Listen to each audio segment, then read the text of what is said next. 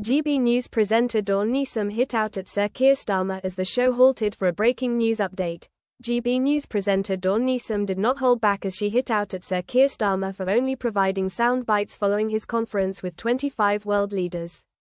The Prime Minister held a coalition of the willing to push forward facilitating peace between Ukraine and Russia as he said sooner or later Putin needs to come to the table. As she took the studio over to Downing Street, she introduced political correspondent Catherine Forster and said, "Catherine, we heard a lot of words there.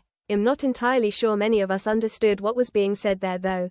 Catherine broke down Starmer's words, saying the PM made it very clear that the buck stopped with Putin, adding that the yes, but attitude from Russia simply isn't good enough.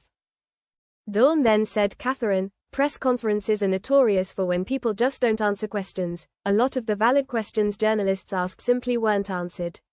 Were you frustrated about the response you weren't getting?"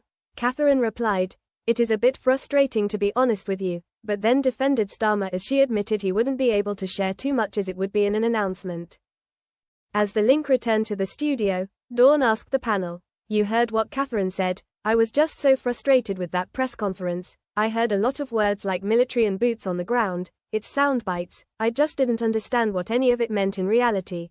As the link returned to the studio, Dawn asked the panel, "You heard what Catherine said. I was just so frustrated with that press conference. I heard a lot of words like military and boots on the ground. It's sound bites. I just didn't understand what any of it meant in reality."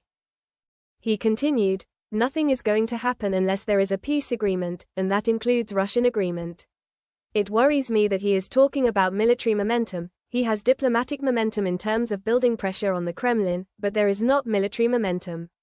There is clearly a political decision to spin up the military staff to start thinking about the what-ifs." Dawn then chimed in to swipe, "Brilliant, why didn't he say that?"